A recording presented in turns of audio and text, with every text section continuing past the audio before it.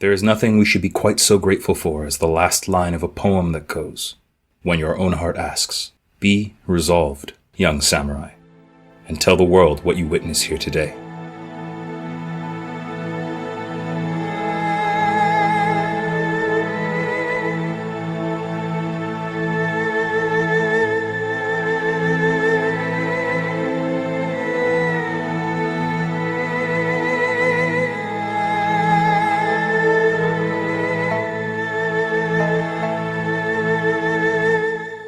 The notion of enlightenment is ephemeral, but the Empire seeks it anyway. Countless individuals search, and each comes away with a different lesson. Welcome to the 6th episode explaining Legend of the Five Rings on the It's a Mimic channel. I'm Megan, and with me again is Roman. In this episode, we're going to be diving into the next 3 of the great clans that inhabit the Empire of Rokugan in Legend of the Five Rings. Well, the first clan that we're going to talk about today is the Dragon Clan. After the Celestial Tournament was complete, it was noticed that Togashi, the Dragon Clan Kami, did not participate. Hida saw this as an act of cowardice, but Hante was wise enough to realize that Togashi refused to fight because he had known all along what the outcome was going to be. Togashi then retreated into the mountains of northern Rokugan to live in quiet solitude and reflection. This, however, did not last, as he was followed there by 2 men, Mirumoto and Agasha. These 2 became his first followers, and the 3 built a temple to Amaterasu, with a castle around the temple to protect it. The dragon are mostly identified with gold and dark green accent colors. Over the years, Togashi's followers grew in number. Those seeking his wisdom took the Togashi family name, while those showing any skill with the blade were taken in by Mirumoto and trained by him in his Niten technique. Those who showed an affinity for the elements were taught by Agasha. The dragon were secluded, and for the next 1,000 years they would rarely leave their mountains to interfere with the politics and events of the other clans. While the dragon are seen as reclusive and aloof by most clans, they understand the necessity of acting only when the time is right. The families of the Dragon Clan are the Togashi, the Kitsuki, the Mirumoto, and the Tomori. Unlike his brothers and sisters, Togashi never took a bride nor had any children. That, until recently, the Empire knew of. The Togashi family, which bears his name, is a family not in blood in a traditional sense. The Togashi are the Isezumi, or the tattooed men, which come to follow Togashi, and now his grandson Satsu, though they were not descended from the Dragon Kami himself. Togashi used his own blood to give power to their tattoos, so they are, nevertheless, connected by Togashi's blood. When a samurai takes the Togashi name, they drop the name that they were born with to show that they are no longer the person they once were. The Kitsuki family. They were often called the Hospitable Dragons, and served as diplomats and magistrates for the Dragon Clan. Although they branched out from a Shugenja family, they had no Shugenja school. Instead, the Kitsuki taught the Kitsuki method, a unique technique that utilized perception, awareness, and intuition to aid in solving a crime. The Mirumoto family. The Mirumoto family was the largest family of the Dragon Clan, and comprised the Mirumoto family was the largest family of the Dragon Clan and comprised the majority of their bushi. They were founded by the Yojimbo of Togashi, Mirumoto, who was one of the most brilliant duelists that Rokugan had ever known. The Mirumoto were also fierce advocates of the Niten two-sword style, as their founder Mirumoto was the one who invented it. And the Tomori family. The Tomori family was founded after the Agasha family left the dragon. There was a small group that still remained, led by Agasha Tomori. For almost 20 years, the Phoenix and the Dragon each had a family named Agasha, but that changed at the end of the War of Spirits when Emperor Toturi I renamed the Dragon Agasha as the Tomori family in 1150. Amazing. I know, it's a lot. So, technically though, Togashi inherently are monk-esque, right? Yes, they behave very similarly to the way that their founder did, whereas they seek enlightenment above all else. They spend a lot of time in meditation. Yeah. Yeah, they are a monastic order more than they are a traditional family. Yes, yeah. So that makes sense. Which family inspires you the most? Well, I mean, we're both dragons, so it's like... Yeah, but we're both very different kinds of We dragons. are very different dragons, The cool thing... I mean, I'm gonna geek for a quick second. I promise I'm not gonna play favorites for too long, but the thing that attracted me to the dragon in the first place was that they are the only family whose whole vibe is do whatever you want so long as it is honorable. Mm-hmm. Find your own path to honor. Find your own path to enlightenment. Just, serve the Empress and serve the Empire. In terms of the shit that I do on my daily... the Togashi has always really, really appealed to me. Yeah. I've studied martial arts for many years. I'm covered in tattoos. I love to sit around and hit people with riddles and, be a little bit elusive in the way that I speak. Like, as soon as I read in depth about the Togashi, I immediately knew exactly where I belonged. Yeah. And, the Togashi family is good soup. Yeah. My first character was a Tamori, and that was what I identified with a lot when I first started playing L5R. But we actually had a conversation recently where technically I feel like I fit more under the Kitsuki, which I've gotten a chance to play before once. Not my character inherently, but I was playing close to one. Yeah. Yeah. Yeah. And I learned a lot more about that family and their processes, and I really think that I'm between the two. Yeah. Like, I'm a blend of the two. So, yeah, some days a bit Tamori, some days a bit Kitsuki. Some days it may be shit. Well, I feel like you are definitely a Kitsuki. You are one of the more hospitable people that I know. I mean, I don't know if this is going to ruin your internet persona. But... I have a very strong internet persona, so be careful what you say. Okay, well, you're definitely someone who...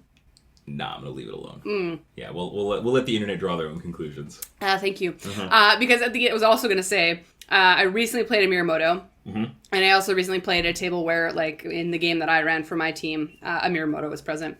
And I really enjoyed it. Like, it's nice just to have a militant family around. Yep. Where that is their duty, and that is what their whole thing is. Their whole vibe is, yeah, I'm going to do the things. That's literally my job. Yeah, we're here to beat ass and chew bubblegum, and we're all out of bubblegum. Yeah. And mechanically, they're a lot of fun when it comes to, like, combat, right? Which I find... sometimes playing a magical character or, like a Shugenja, it's one of those ones where sometimes when you go into battle, you have to be more mentally strategic. Whereas with a Miyamoto, it's basically, I hit the thing, and my benefits and family clan shit makes me hit better. Yeah. That's all you really do. Well, and the beauty of the Miyamoto family is that they are also they're an earth family. Yeah. So it makes them really tanky, and it gives them a lot of survivability. Yeah. Because it's not just, okay, I get hit and I don't have to worry about getting hit. It's, I get hit and I hit back harder. Yeah. No, it's true. So I feel like sometimes when we talk about D&D, we say, like, play a warrior or a fighter for your first game. Because they're mechanically very simple. They have, again, survivability. You're not going to have a dead character in the first round. Like, you're going to live for a little bit longer than you probably should as a new player. Yeah.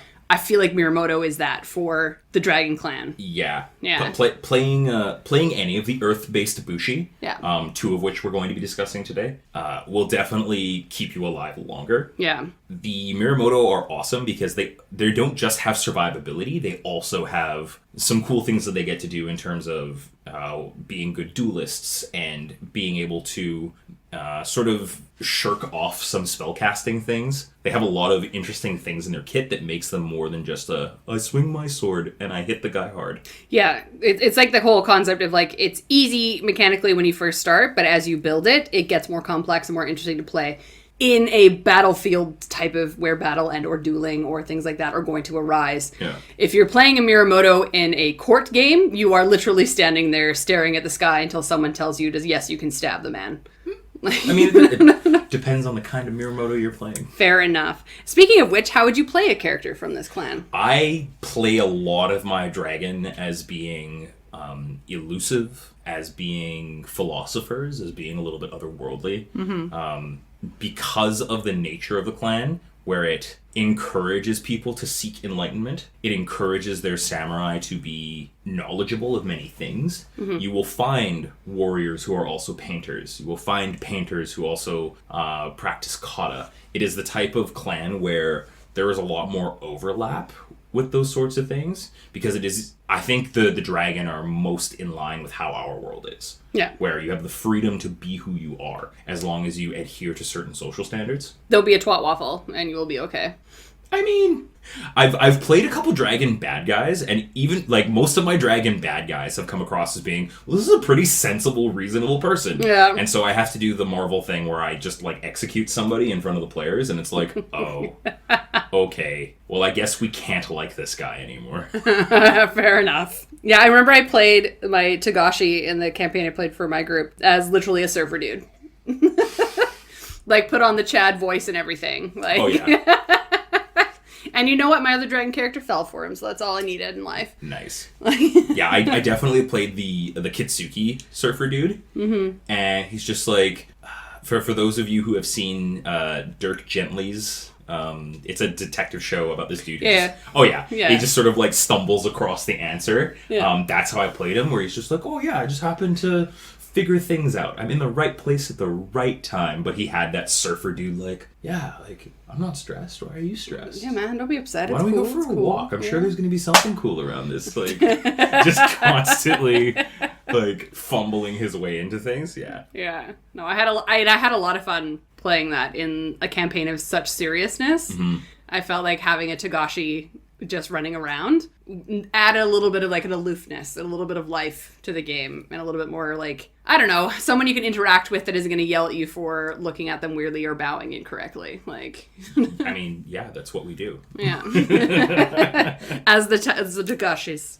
As a storyteller, how would you fit this clan specifically into your narrative? Well, it depends on what your story needs. If your story needs a bit of brevity, then yeah, you can play your dragon as a way of giving your characters a bit of downtime, a way of relaxing a little bit, a way of reminding them that things aren't as serious or as important as they think they are.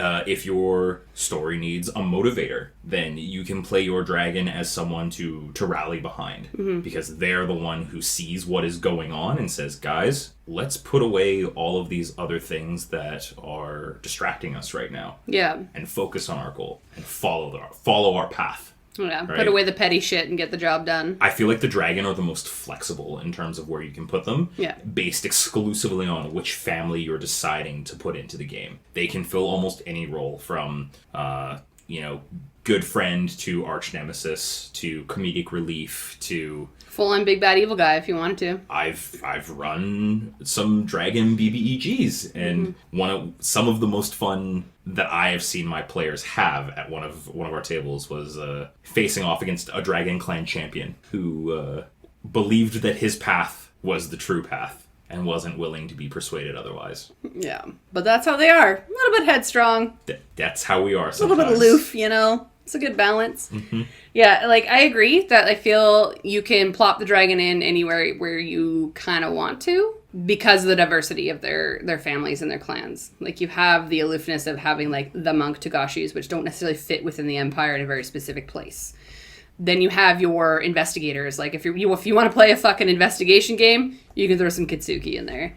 If you wanted to play a full, like, their Shugenja, we didn't actually mention, but Tamoris are chemists. They bottle spells, they make potions, they're like chemists, basically. Yeah, the Tamori are very much about they're the science-y spellcasters within the Empire. Yeah. They look at the world based on what it is made of, and they try to pull it apart and figure out how they can put it back together again. Exactly. Like, their inquisitiveness is about the chemical makeup of things. Like, they invented Rokugani fireworks. Yeah. Right? By reverse engineering Gaijin black powder. Yeah. Right? Like, that's what the Tamori do, and so you can run into a lot of interesting things where there are Tamori just up to science-y hijinks. Yeah. And showing your players and characters, depending on what part of the timeline you're playing in, like, oh, this is the invention of the phonograph. Mm-hmm. This is the invention of the printing press. Yeah. Because a Tamori decided that they were going to fool around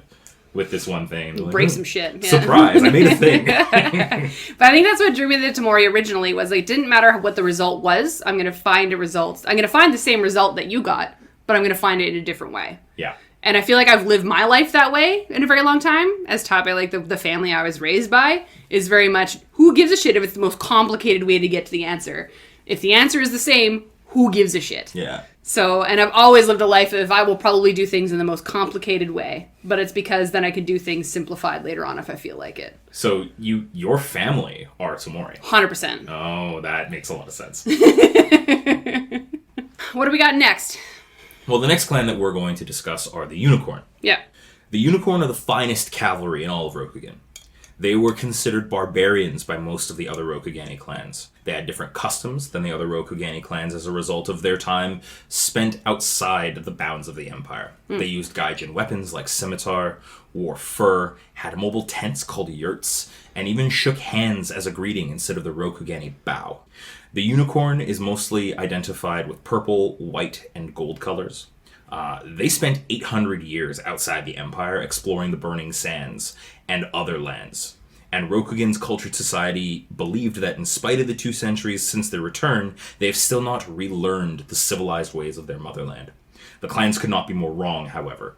The unicorn know the ways of their cousins, but choose to follow their own path, influenced by their contact with gaijin cultures. Because of this, they were held in low regard by many, but nonetheless were feared for their military might. The families of the unicorn are the Horiuchi, the Ide, the Iuchi, the Moto, the Shinjo, and the Utaku.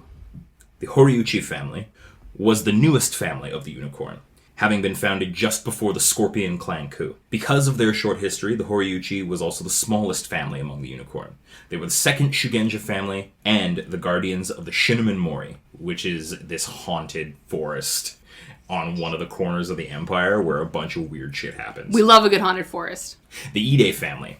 The Ide were founded by Ide, Shinjo's most valuable ally once she entered the foreign cultures of the Burning Sands.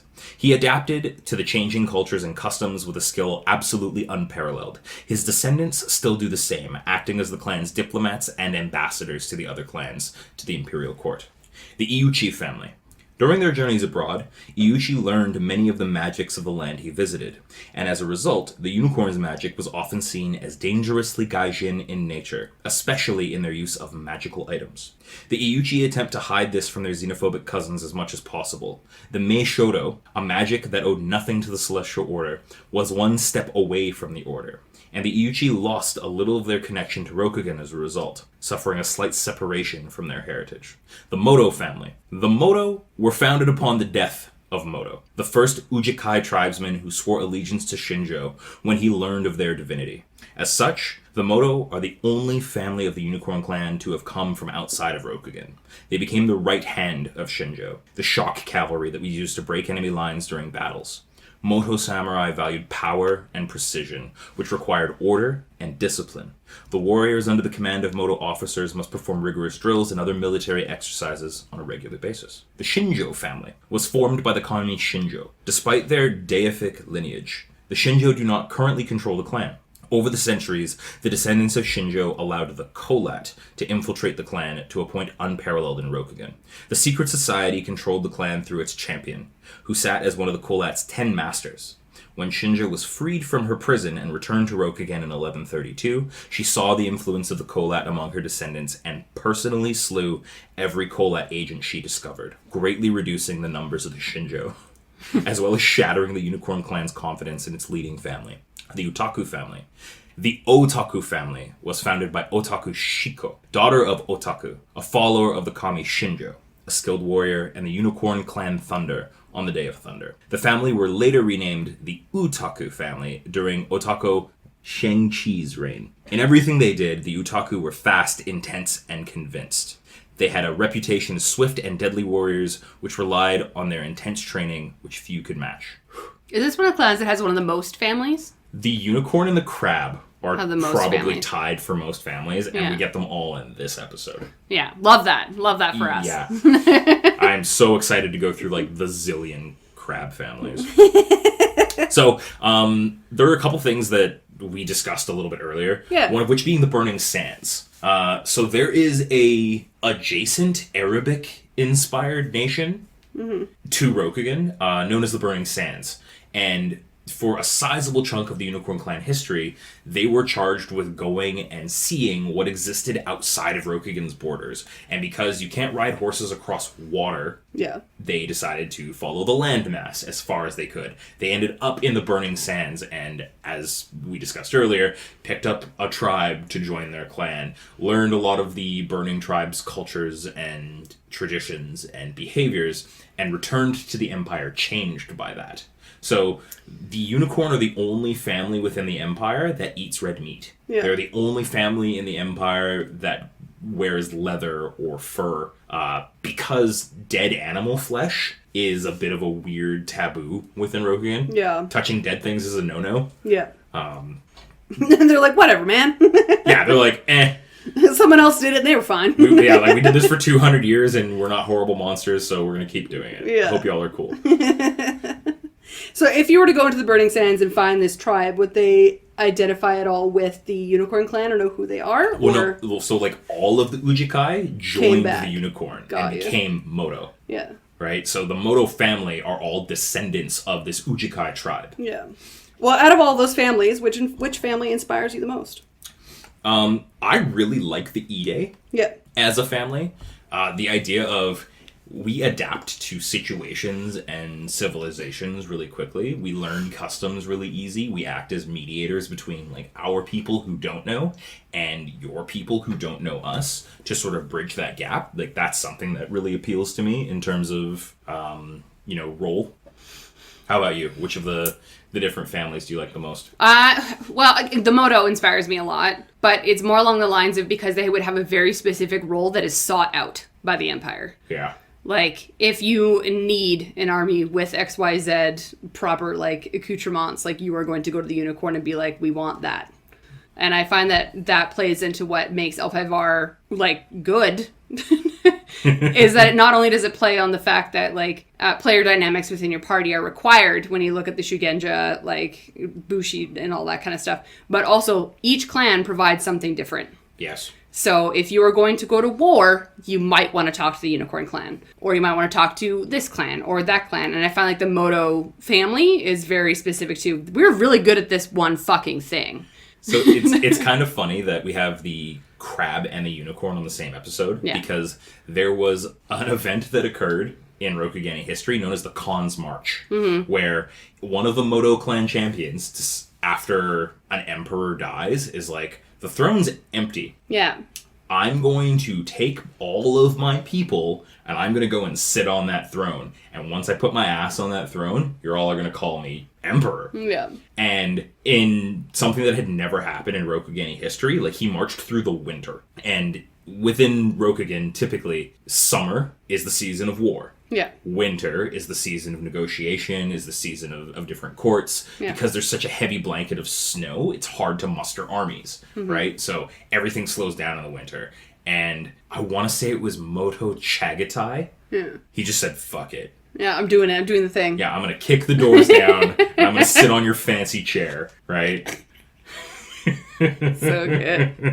It just reminds me of watching the movie like 300 and thinking of like even like Roman history where it's kind of like, I'm sorry, we don't fight during this time frame. I don't know what you're trying to do. Like, yeah, no, we don't fight right now. But if we wait, then they're gonna be here. No, we don't fight right now. Yeah, 2 months, I'll show up. You know what I mean? Yeah, like, yeah. Time must have been such a weird construct, especially since we come from a time frame where everything is immediate and very quick and very, like, next day. It would seem so strange to me to go back to a society in a way that processes things in, like, yeah, I'll see you in a month and a half. Right. I'll see you in 6 months because I have to go to this other land and then come back. Like, oh, it's so lovely that I got to see you at this summer event. You have business elsewhere for the rest of the year? Cool. I'll see you back here next summer at this festival or at this person's wedding or at this thing. Right? Maybe I'll send you a letter by pigeon if you're lucky. Oh, you're going to this castle? I'll make sure I send my correspondence there until I am told otherwise, right? Like, just wild shit like that. Yeah, it's just such an interesting concept. Anyways, how would you play a character from this clan? So, I am ashamed to say that I don't showcase a lot of unicorns in my games. Yeah. It's something that I'm planning on rectifying in the next game that I'm going to be running. I'm going to make that very unicorn-centric. Typically, what I would do with the unicorn, however, is I use them as a way of shaking up social dynamic. Mm-hmm. So you use that foreign influence of the unicorn to shock a lot of your players. Literally shake hands and perhaps kiss babies. No, exactly. Yes. Right? One thing that the unicorn strangely enough, are known for, in spite of being such a powerful militant family, is their benevolence. They are super kind to their peasants. They are a clan who goes out of their way to show kindness to any and everyone because they are so strong. Yeah. Right? Yeah. And that's one thing that I love to showcase in my unicorn. Like, even my most battle-hardened unicorn has a soft spot for someone or something and will be emotional. And they get a bit of a pass because a lot of people are just like, oh, okay, it's just unicorns doing unicorn things. They're from the sands, yeah. Yeah, it's okay, whatever. It's just doing unicorn things. Yeah. But it also gives people, not permission, but the opportunity to be more emotional as well. Yeah, that's fair. I mean, I did not play my campaign with a unicorn. In fact, I've only ever played in one campaign where there's one unicorn ever played by somebody that we know. And, like, he played it very well, from what I understand and what I now understand about the unicorn. But back then, I had no idea what the unicorn were about. He was just being weird in social engagements. And then, now I know. To be fair, you've played in 2 games with unicorn-inspired PCs. Yeah. Because there was Motobaru, played by Mike. Yeah. And there was Mikuyuki, who used to be a unicorn. A unicorn. I remember that because right? he went back to her homelands. Oh, yes. So in both of those instances, you had people who were like very feely in one way or another. They were very feely, but to be fair, we did also burn down one of their temples. But whatever. Yeah, we don't talk about. Yeah, we don't talk about the burning of the temples. But no, I agree. I find that the unicorn, the more I read about them and the more I kind of understand them a little bit, it definitely feels like you can add a bit of more of an emotional background.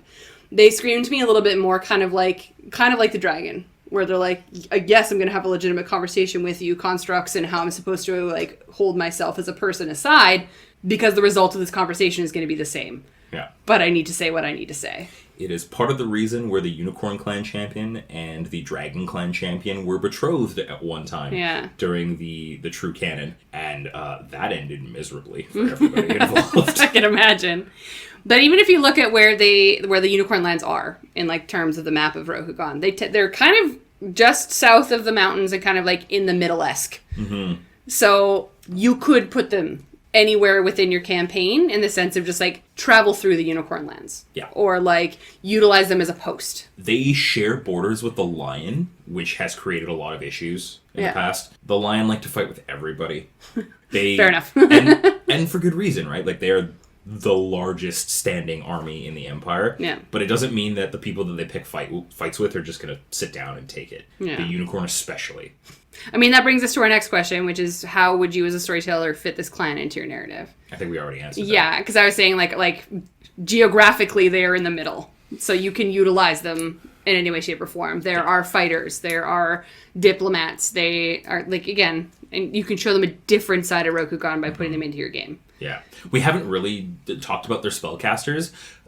What makes their spellcasters interesting and weird is that they don't speak to the elemental kami. They create totems that they cast through. Again, it's one thing that the Unicorn do very well is they break the mold. Yeah.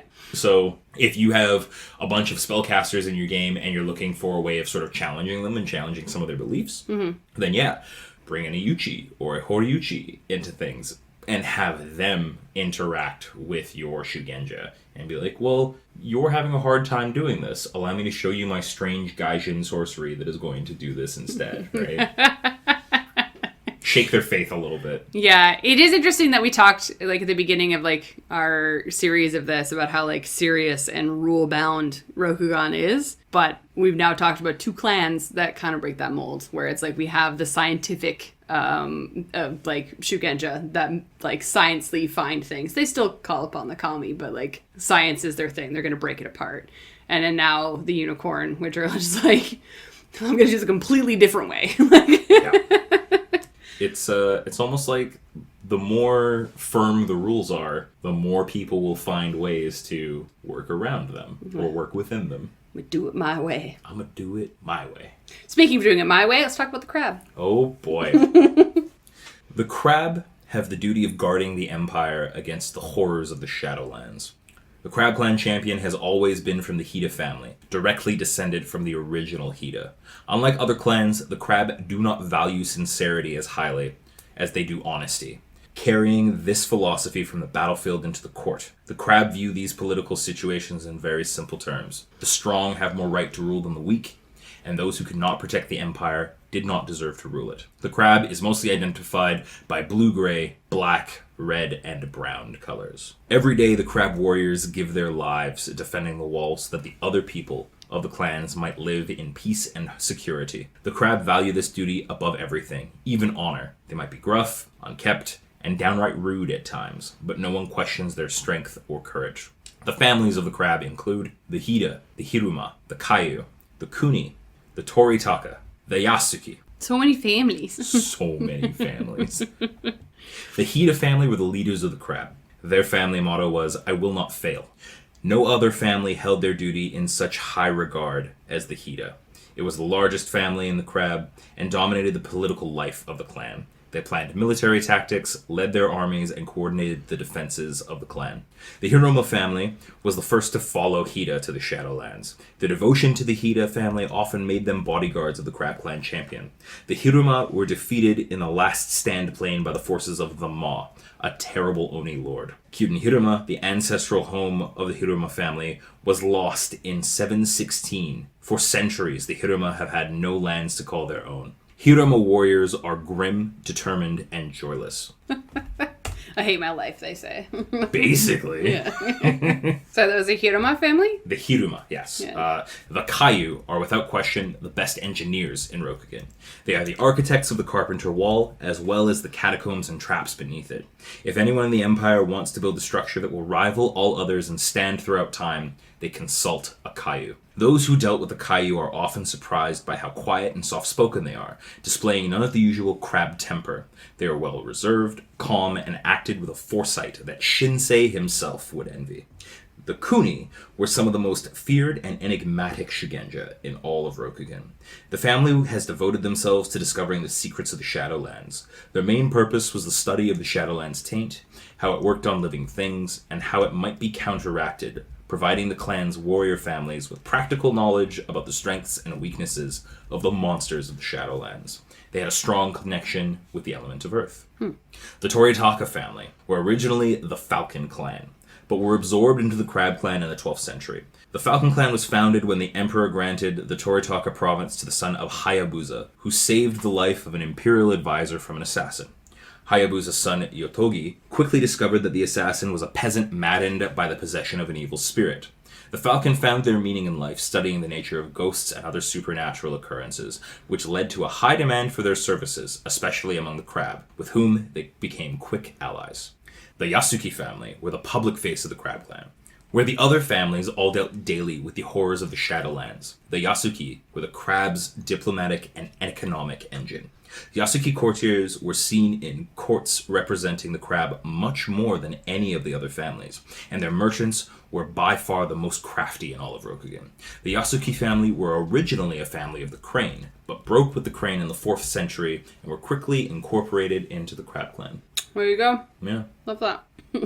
Which of these $1 million families do you enjoy? Oh, buddy. I have a lot of love for all the Crab families. Yeah. Like, the Dragon are my absolute favorite. The Crab are my, I will use the Crab in so many situations. Yeah. Like, I say most of these family names I've seen in your campaigns. Of course. Yeah. I love Hidas. Who doesn't love a Hida? Who doesn't love a good fucking Hida?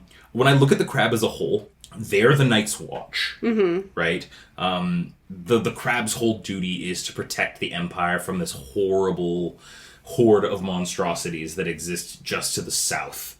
And every part of the clan exists to make that happen. The Hida are your shock troops. The Hiruma are your scouts. The Kayu are the ones who provide everybody with the appropriate siege and artillery to make it happen. The Kuni are the researchers who tell you, yeah, these things fuck up goblins, these things fuck up ogres, these things fuck up demon lords. The Toritaka are a set of scouts that have the ability to interact with spirits and, like, interrogate them and coerce them into behaving properly. And then the Yasuki hang out in the courts being like, yeah, we need more money so that we can continue to fund the war to the south. Yeah. Like, the whole clan works as this well-oiled machine. It's its own economy. And I adore it. Yeah. Like, in my game, I have added in an additional crab family because you can never have enough crab families. Fair enough. And it is the Po family. So the Po are a family of noodle vendors and gourmands. They're cooks. Yeah. And so their whole thing is that they were taken in by a Yasuki patron who was just like, well, we need somebody who's able to feed our clan. And that eventually ballooned and springboarded into feeding the empire. Because as an offshoot of the Yasuki family, money for their family is money for the crab. So you have a Po vendor on every corner. They're honestly... It's your Rokugan Starbucks. It is Rokugani Starbucks, but it's just noodles. There is a Po in every city, and they act as spies as much as they act as merchants. Oh yeah, man. Right? You talk to your noodle vendor, you know? You always talk to your noodle vendor. It's the equivalent of you talk to your bartender, but you talk to your noodle vendor. But to wind it back a little bit, which of the families inspires me the most? I love the Yasuki. I ran a whole game around the Yasuki with the idea of the great Yasuki lords, the 5 families, all trying to decide who was going to be the next Yasuki daimyo. Yeah. And it was probably one of my favorite clan-specific games to run. Because it ended up highlighting the son of a previous PC. And allowed him to sort of rise to power through the help of the PCs. Fair enough. Yeah. I like them. Which of the clans do you like? I was going to say the Yasuki, but like... You're also, you're Yasuki But no, right? but okay, to be fair though, I do like the Kuni because when I was researching a lot about like the Shadowlands and like Taint and things like that for my campaign that I was playing in, their family came up quite a lot. Because they're like the internalized researchers. So even like when I was in the Phoenix Lands and in the library, a lot of the books they were finding were written by them. Yeah. So I used them a lot in my campaign for that. But yeah, other than that, like the Yasuki, I enjoy. If I was going to play a court game, I would definitely throw like the Yasukis in there. It just makes sense to me. But I have a habit of running my Yasuki as the Italian mob. Yeah. Like a little bit of like odd side tangent. I run all of the crab as being Sicilian or like, Italian American. So there's constantly this, anytime that you interact with a crab, they're either from Jersey or they're full-blown Italian or like that's just, unfortunately, that is just what I have associated with them. Like they're the mob. That's what they do. Sometimes they need to break some skulls. Sometimes they need to come and kiss your baby. Like that's just how they roll. But that sense of family within the crab and then like that the kind of like the crab protect their own is what that there's nothing stronger than family. Exactly. There's nothing stronger than family. And the crab all lean into that in that like, oh, well, have you eaten today? Oh, no, where have you been? Oh, when was the last time you spoke to your mom? Like, that's how I run my I was waiting crab. for you to fall into a Jersey accent there for a hot second. I was about to, but... You're like, I don't know if I want to put that on the internet yet. Yeah, it's okay. We can wait for a live play. Fair enough.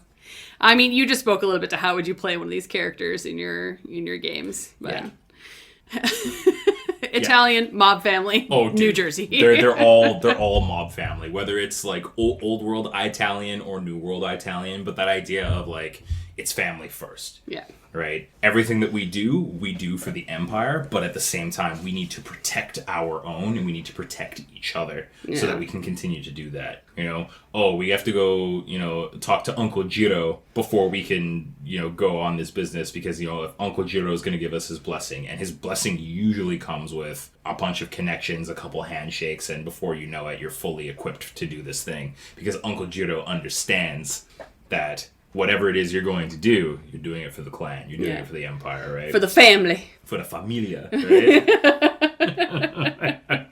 No, I agree. I also feel like it would come with the thing, like the sense of you wouldn't bring a new person into your party unless they were vetted by somebody that, someone from the crab clan knew.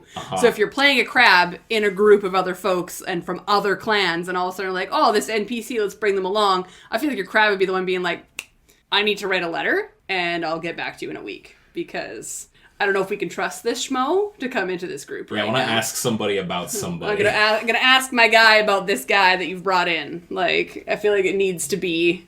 There is no... You don't want to... Your family secrets are kept secret, right? Well, like, in that regard, we're creeping into scorpion territory. Yeah. But the scorpion and the crab have similarities in that regard. Loyalty to their own. Yeah. And, duty to their own. I play the crab less suspicious. Because the crab will just ask you. Yeah. Right? If a crab wants to know something about you, they'll push you up against a wall and they'll say, hey. Hey, man. What's your deer? Where you from? Huh? Oh, yeah. Where's your mama live at? Where's your auntie live at? Okay, cool. You're cool. I heard about those people. You lie to me, I break your fingers. Yeah, you lie to me, you're not going to be walking out of here, all right? Like, they don't have the time to write a letter to ask for people. They're going to ask you right then and there with a bat pressed against your ribs. Fair enough. I accept. As a storyteller, how would you fit this clan into your narrative? I usually run them as my, underworld enforcers, my club owners, depending on the game that I'm in, depending on how close you are to the Shadowlands or where there's, bad juju going on, there will be a crab barracks, which is like, hey, we know this one person who lives in this barracks. Fuck, we have to go in here being prepared for a fight. Mm-hmm. So they can act as a bit of a skill check. Yeah. Where it's like, let's try and not get into a fight, or if we get into a fight, let's get prepared to get our teeth kicked in. Yeah. So I was going to say, I would bring them into my campaigns as the muscle for something. Yeah. Right? Like, if you have the fear that you're going to get into a scuffle, bring a crab with you. Right? Like... I love running them as bouncers. Yeah. Because it's, rock up to this place, oh, there are 2 Hida here. What the fuck? This is supposed to be a Mantis establishment. Yeah, they hired Hida. This is a fancy hotel. If you don't quiet down, I'm going to have to ask you to leave. Yeah. And if you don't leave, there's a Hida at the door. 100%. Love it. All right, so far we have covered 6 of the Empire's great clans, but there are also minor clans in the Empire. Yes, there are. For a couple of the clans that we've spoken about, specifically the Crab, we discussed the Falcon clan, or the Toritaka. And there are many different minor clans throughout the Empire. Yeah. Many of which are elevated to clan status as a product of performing a service for the Empire. Mm-hmm. One of the big differences between being one of the great clans and being a minor clan is heritage, right? So all of the great clans have one of the kami, one of the original kami, as their founder. Mm-hmm. In this episode specifically, we have the dragon, founded by Togashi. We have the unicorn, founded by Shinjo. We have the crab, founded by Hida. Mm-hmm. All of the minor clans were elevated to clan status due to a service that they performed for the Empress. So the Toritaka, as a product of discovering an assassin, were elevated to clan status. Some of the big minor clans, the most notable, are the Mantis, the Sparrow, and the Tortoise. The Mantis clan, which we will cover next episode, actually, were elevated as a product of bullying the Empire into making them a minor clan. The Sparrow are an offshoot, in some ways, of the Crane clan, who, at least in my canon, I have turned into something a little bit bigger. But their whole thing is that they are storytellers. They are originally tasked with trying to till, horrible, untillable land, and they scrape out a life for themselves in, a barren part of the Empire. Mm-hmm. The Tortoise are smugglers. But what makes the Tortoise unique is that their clan champion is the Emperor, or the Empress at the time. So in spite of them doing horrible things and interacting with the Gaijin and genuinely being kind of scummy, anyone who speaks poorly of them has to answer to their clan champion, the Emperor or Empress. So all of the minor clans are cool and interesting, but what is unfortunate about them is that they don't have the same backing. They don't have the same proliferation that a lot of the great clans do. Yeah. And as a product of that, it's harder to play minor clan samurai. They don't feel as fleshed out. They don't feel as exciting as some of the great clan samurai. But rest assured that they are just as interesting and just as rewarding to play if you're willing to give them a bit of time. What's one of your favorite minor clans to utilize in a campaign? Well, the Mantis end up becoming a great clan. So, can't pick the Mantis. I love the Sparrow. Yeah. I have used the Sparrow so much. And in my own world, the Sparrow are no longer like this sort of small piddly clan. They have their current clan champion is the product of a marriage between the Sparrow clan champion and an Arabic prince, or one of the sheiks from the Burning Sands. So they have all of this trade route that they have worked on building up between the Empire and the Burning Sands, and so it's brought them wealth that has nothing to do with the Empire. Yeah. It's brought a lot of animosity from some of the clans who look at this minor clan and say, oh, who are these young upstarts? Who are these rabble-rousers? All that shit. But, like, they're my favorite minor clan, so much to the point where I chose to, beef them up in my own plot. Like, I played favorites. Fair enough. So sometimes when you're reading about clans and Mon, a lot of the times it'll be a clan that is technically a major clan, but their Mon will be different. So, like, for instance, like foxes. Like, don't they fall under an actual great clan, but they technically have a different Mon? So the Fox clan was absorbed into the Mantis clan. Yeah, but they maintain their Mon. Yes. Yeah. So there was this thing called the Minor Clan Alliance. Yeah. That happened at one point in time. So the Fox, the Wasp, the Fox, the Wasp, the Centipede all ended up being absorbed into the Mantis when the Mantis became a great clan. Yeah. There is the Toku, so the monkey. There are the Ichiro, the badger. There's tons and tons and tons. Yeah. Most minor clans have a great clan patron or like a great clan ally that sort of works adjacent to them, or because their lands are a little bit close. Yeah. Or because they are descendants of that clan. They have, affinity. Yeah. But the Mantis specifically have the most number of minor clans that have all been sort of smashed rolled together, right? Yeah. Because they're made up of the Wasp, the Mantis, the Fox, and the Centipede. Yeah. Where's the Bat? The Komori are their own clan. Yeah. Their own minor clan. But they exist within Mantis lands. Damn those Mantis. Yeah, right? Because I was going to say, because one of the ones that I identify with a lot was I played a lot in the Fox clan. I played the Kitsune. And I had a lot of fun with that. But it's Mantis, technically. Yeah, they're part of a great clan. Yeah. So you can't really say that. But then Bat was the next one that came to mind. When then I was like, well, shit. Well, no, again, the Komori are still their own clan. They're still bats. Yeah. Right? They are not considered Mantis, but they exist within the Mantis lands. Yeah. Right? Air Shugenja. Yep. Air Shugenja, who can pass messages over long distances, are the descendant of this weird pseudo-vampiric creature. Which is very Moomy. L5R is an interesting setting. It really is. But I think that's the interesting take on when we talk about minor clans and major clans is like, you'll see a Mon and you'll be like, sweet, minor clan, because it's not popular. It's like, well, it might actually be attached to something else. Yeah, right. Because again, Mon placement and all of the Mons present determine a lot about who you're interacting with. And what colors you're wearing. Because you could be the third child of some dragon samurai, and as a way of showing respect to a friend that you have in a minor clan, you could be the third child of a dragon samurai, and as a way of them showing respect to one of their friends, they send you off to study with the dragonfly. Mm-hmm. Or they send you off to study with the badger. Yeah. Right? Because you're not politically super important. But the bond that they could build between their family and this minor clan by having you train with them is important. Yeah. So, yeah, Mon placement, very, very interesting in terms of what very it means. Strategic. Well, yeah, it's all very strategic, right? We don't just marry off princesses, we marry off all of our kids. In a very strategic court-placed kind of nonsense. You want to have a romance court? Play L5R. Oh, boy. If you could elevate a minor clan into a great clan status, would it be? Would it be Sparrow? It would be the Sparrow. Yeah. It would probably be the Sparrow. Like, not to plug my own shit, but if it would be any clan, it would be the Wolf. Fair enough, but you built that yourself. You can't say that. Yeah, I did. No, it would probably be the Sparrow.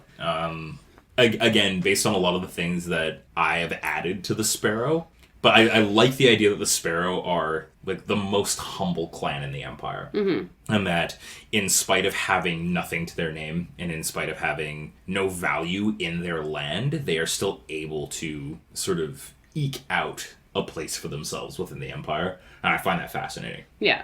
No, I would say the same thing about the Bat clan, just along the lines of, like, they would provide a very specific service to the Empire. Yeah. And I don't know. Again, it comes down to that political dynamics of if you need something, you need to go to this clan. Therefore, they have the monopoly on that. It's like playing fucking Catan, but, in Rokugan. Yeah.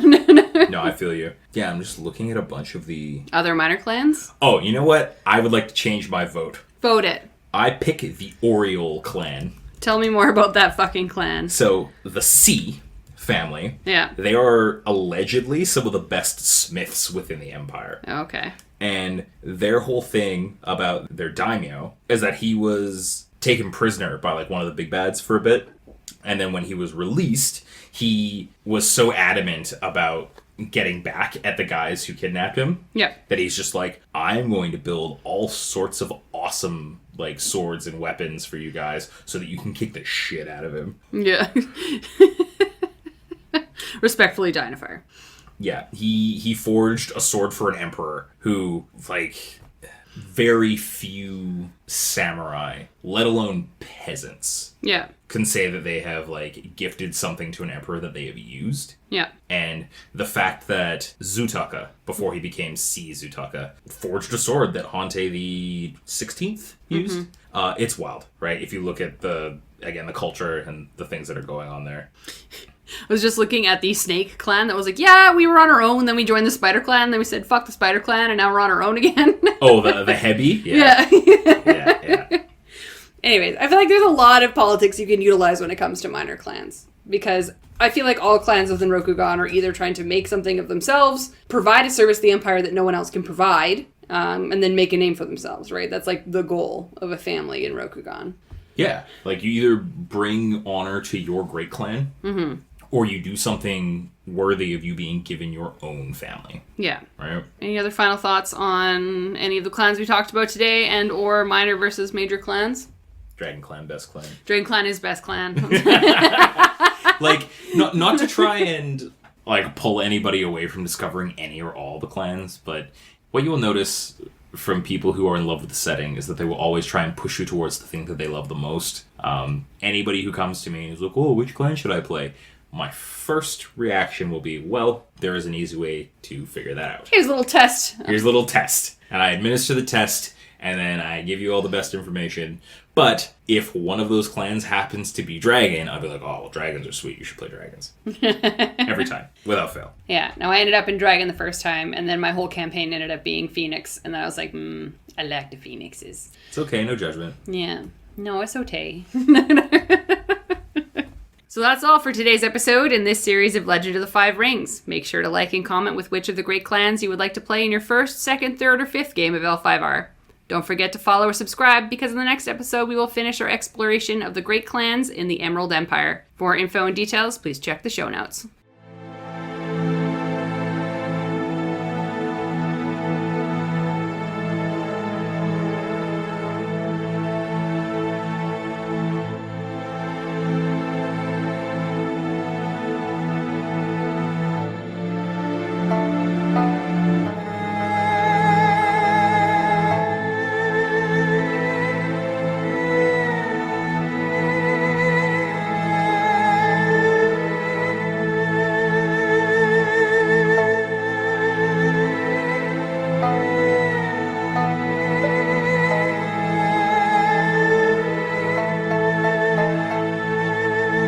When you're resolved from the beginning, you will not be perplexed.